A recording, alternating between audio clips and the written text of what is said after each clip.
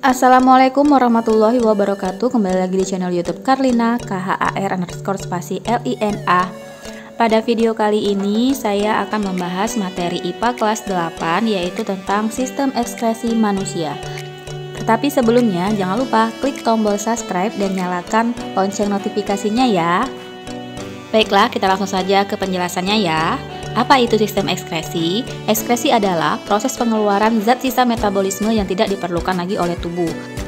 Ada beberapa organ ekskresi manusia. Yang pertama yaitu ginjal. Ginjal mengeluarkan zat sisa berupa urin. Selanjutnya ada kulit. Kulit mengeluarkan zat sisa berupa keringat. Lalu ada paru-paru mengeluarkan zat sisa metabolisme berupa karbon dioksida dan uap air. Dan yang terakhir adalah hati. Hati mengeluarkan zat sisa berupa cairan empedu. Kita akan bahas satu persatu organ ekskresi pada manusia ini ya. Yang pertama yang kita bahas yaitu mengenai ginjal. Ginjal berfungsi untuk menyaring darah yang mengandung zat sisa metabolisme dari sel ke seluruh tubuh. Ginjal ini terletak di kanan dan kiri tulang pinggang. Nah, ini adalah proses terbentuknya urin, yaitu zat sisa yang dikeluarkan oleh ginjal.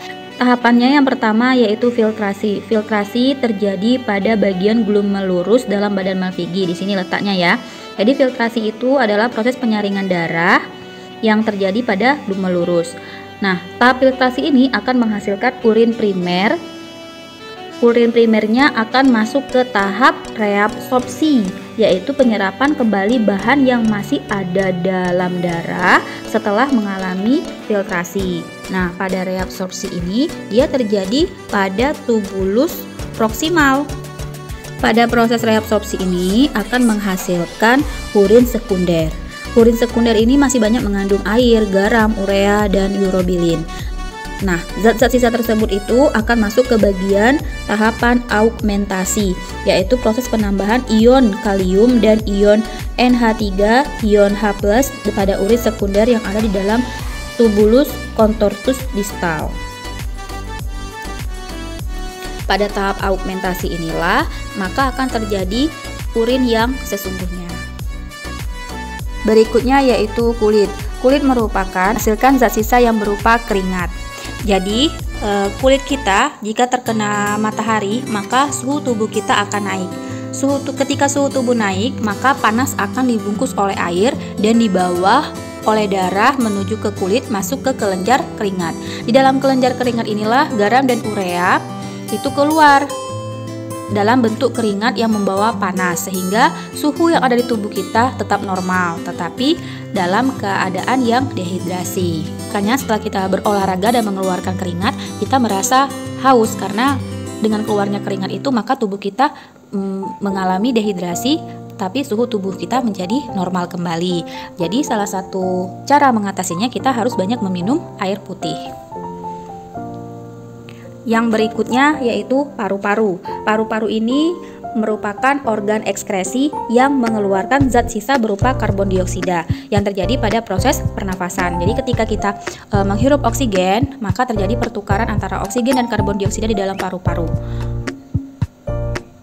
Berikutnya yaitu hati. Gambar struktur dari hati.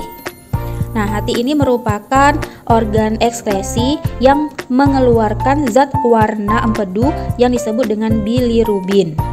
Bilirubin ini dihasilkan dari pemecahan hemoglobin yang terdapat pada sel darah merah. Setelah kita mempelajari organ-organ ekskresi, selanjutnya mengenai gangguan pada sistem ekskresi manusia.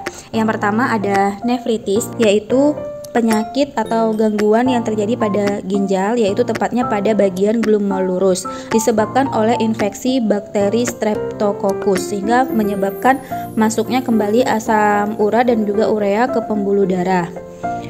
Yang kedua ada batu ginjal, yaitu gangguan yang terjadi akibat terbentuknya endapan garam kalsium yang ada di dalam rongga ginjal, saluran ginjal atau kandung kemihnya. Yang ketiga ada albuminuria. Ini merupakan penyakit yang terjadi akibat adanya kerusakan pada glomerulus yang berperan dalam proses filtrasi atau penyaringan, sehingga pada urin ditemukan adanya protein. Yang keempat ada hematuria, yaitu penyakit yang ditandai dengan adanya sel darah merah pada urin.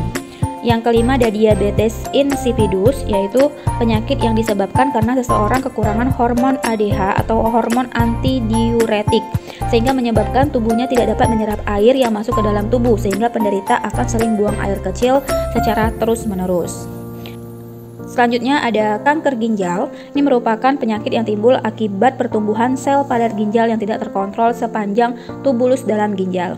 Yang ketujuh ada jerawat. Nah, kalau tadi itu adalah contoh dari kelainan atau gangguan pada ginjal. Kalau jerawat ini gangguan pada kulit, yaitu merupakan suatu kondisi kulit yang ditandai dengan terjadinya penyumbatan dan peredaran pada kelenjar minyak.